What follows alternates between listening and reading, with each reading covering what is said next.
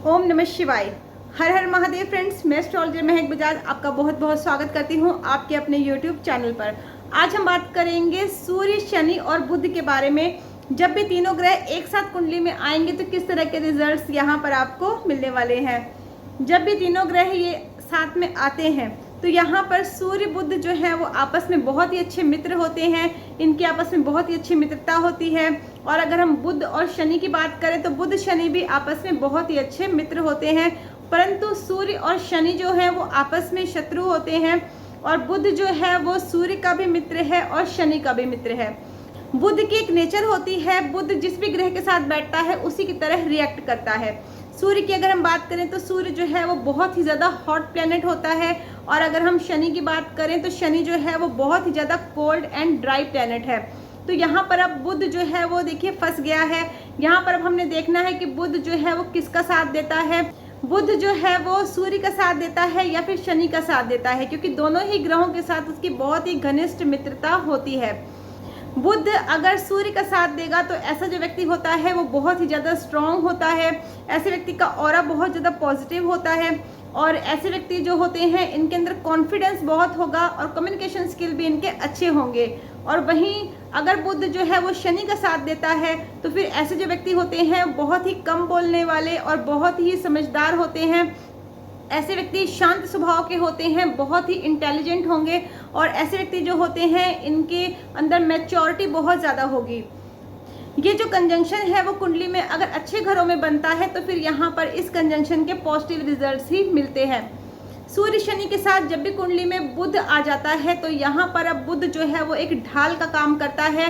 यहाँ पर देखिए दो जो शत्रु ग्रह हैं सूर्य और शनि, यानी कि पिता पुत्र के झगड़े के बीच में जब बुध आ जाएगा तो यहाँ पर अब इस योग के नकारात्मक परिणामों की जो गुंजाइश है वो बहुत ही कम हो जाती है।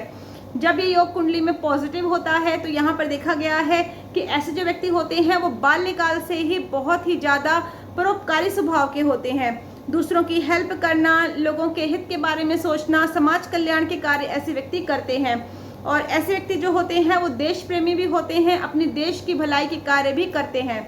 और कुंडली में अगर अन्य ग्रहों का भी सपोर्ट ऐसे व्यक्ति को मिलता है तो फिर यहाँ पर देखा गया है कि ऐसे जो व्यक्ति होते हैं वो बड़े बड़े आश्रम बनाकर या फिर किसी ट्रस्ट समिति के द्वारा या फिर संस्था के द्वारा ऐसे व्यक्ति लोगों की भलाई के कार्य करते हैं और लोगों की मदद करते हैं।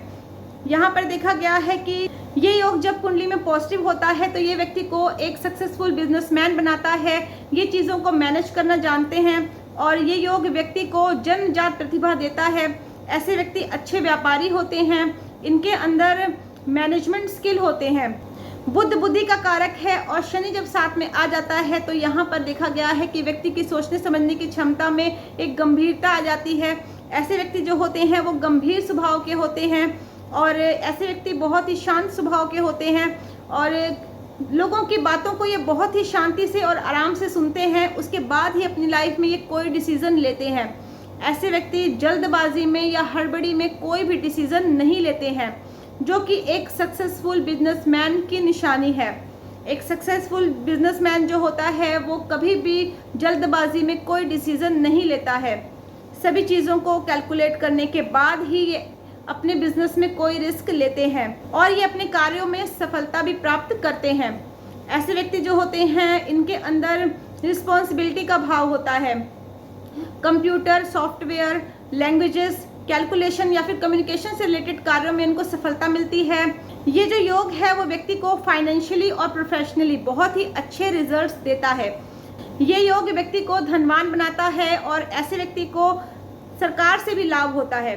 प्रॉपर्टी कंस्ट्रक्शन से रिलेटेड कार्य जो होते हैं उनसे भी इनको फायदा होता है।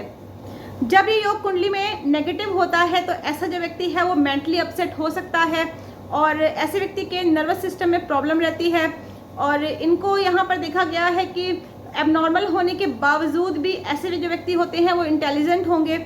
इनकी मैरिड लाइफ में भी प्रॉब्लम रहती है और पुत्र संतान प्राप्त करने में भी इनको कई बाधाओं का सामना करना पड़ता है। ऐसे व्यक्ति की पहली संतान पुत्री होती है और कई बार देखा गया है कि पुत्र ना होने के कारण इनको संतान को अडॉप्ट भी करना पड़ सकता है। ऐसे व्यक्ति के या तो संतान होती नहीं है, अगर होती भी है तो संतान जो है वो उसका सुख पूर्णता प्राप्त व्यक्ति को नहीं हो पाता है।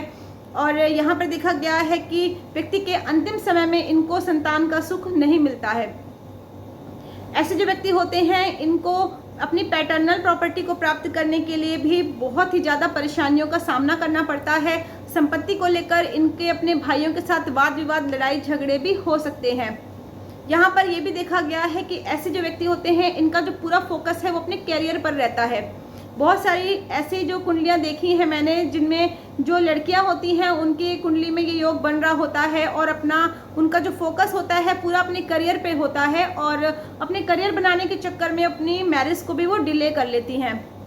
अगर आपकी कुंडली में भी ये योग बन रहा है और इस योग के आपको नेगेटिव रिजल्ट्स मिल रहे हैं तो यहाँ पर हम कुछ उपाय करके इस योग को पॉजिटिव कर सकते हैं। तो कुंडली एनालिसिस के लिए स्क्रीन पे मेरा व्हाट्सएप नंबर दिया हुआ है, आप इस नंबर पर मुझे व्हाट्सएप या फिर कॉल कर सकते हैं। और मेरे वीडियो को लाइक करें, शेयर करें, चैनल को सब्सक्राइब ज़रूर करें ताकि अपकमिंग वीडियोस का नोटिफिकेशन आपको टाइम टू टाइम मिलता रहे।